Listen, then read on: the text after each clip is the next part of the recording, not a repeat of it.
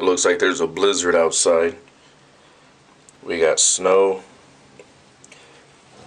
coming through our front storm door. Going against our front of the house.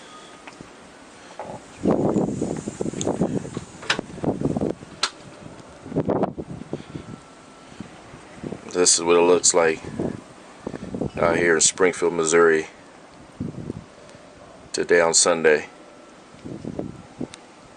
That'll be fun. Oh shoot. Probably be snowed in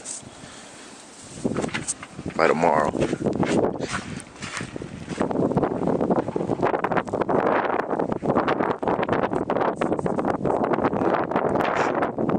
Too cold.